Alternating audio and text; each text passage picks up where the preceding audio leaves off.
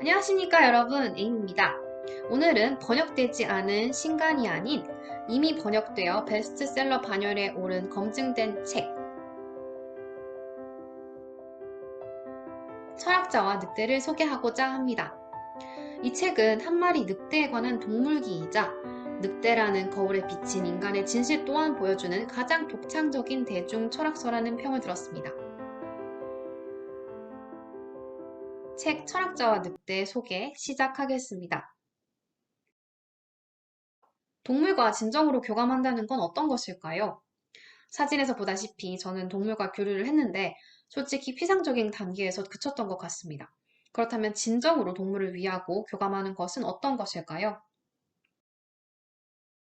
여기 늑대와 11년간 동거한 괴짜 철학자가 그 답을 알려줄 수 있을 것 같습니다. 책 속으로 들어가기 전에 미국 수의사협회에서 동물과의 교감에 대해 한 말을 인용하겠습니다. The connections we share with our dogs, cats, birds, horses, etc. go deeper than words. Our animals can sense our moods and have the ability to bestow a joy and peacefulness that rivals even the closest human relationships in our lives. 우리가 다양한 동물들과 공유하는 교감이라는 것은 언어로 형언할 수 없이 깊은 차원의 것이다. 동물은 우리의 기분을 감지하고 우리에게 기쁨과 평온함을 주는데 그것들은 우리 삶에서 가장 친한 사람의 그것과 비견될 만하다라는 말을 남겼습니다. 저는 이 책을 읽으면서 두 가지 질문. 동물을 진정으로 사랑하고 교감하는 길은 무엇일까? 행복으로 가는 길은 무엇일까? 이 두 가지 질문에 대한 해답을 얻을 수 있었습니다. 첫 번째 질문에 대한 답입니다. 저자가 늑대를 어떻게 생각하는지 잘 드러납니다. 브레닌, 늑대가 내 곁에 있다는 이유만으로 그를 사랑했던 게 아니다. 우리가 함께한 11년 동안 나는 어떻게 살아야 하는지 또 어떻게 처신해야 하는지를 배웠다. 삶의 의미도 배웠다. 브레닌의 삶은 내 삶의 면면에 구석구석 파고들어 어우러졌다. 그래서 나는 나 자신을 브레닌과의 관계 속에서 이해하고 정의할 수 있었던 것이리라. 저자는 늑대를 보살피며, 즉 상대를 보살피며 오히려 자신에 대한 이해가 깊어졌다고 고백을 하는데요.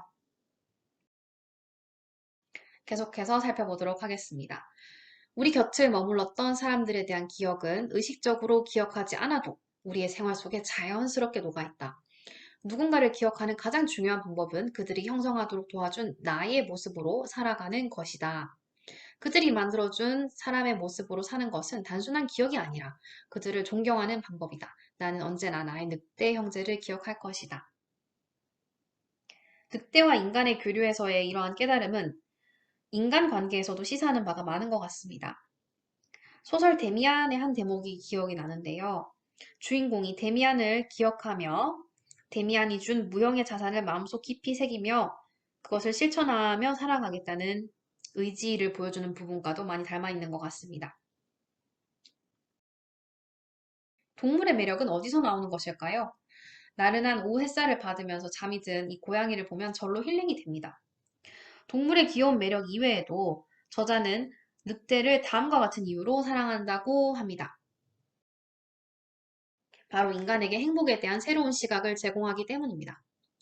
내가 브레닌과 보낸 마지막 한 해 동안 배운 것이 하나 있다면 인간들은 시간의 화살에 매료되고 그것을 혐오하기를 반복하면서 시간의 화살에서 일탈하는 새롭고 다른 것들에서 기쁨을 찾는다. 하지만 화살에 대한 우리의 관심은 일탈을 꿈꾸게 하는 동시에 또 다른 일직선을 만들어낸다. 따라서 인간의 행복 추구는 뒤로 헛걸음질 치는 부질없는 것이다. 반면 늑대의 시간은 내가 추측하건대 일직선이 아닌 둥그런 원을 그릴 것이다. 그들의 삶은 그 자체로 완전하다. 그들에게 행복이란 똑같은 것이 영원히 반복되는 것이다. 요약하면 늑대의 시간은 둥글며 인간의 시간은 날아가는 화살처럼 일직선입니다.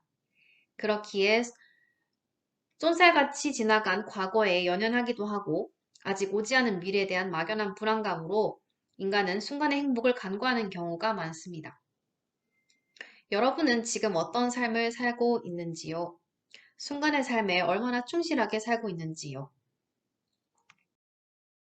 아나톨리 프란스의 말을 인용하며 영상을 마치겠습니다. Until one has loved an animal, a part of one's soul remains unawakened. 동물을 사랑해보기 전까지 인간 영혼의 일부는 잠들어 있는 채로 남아있다.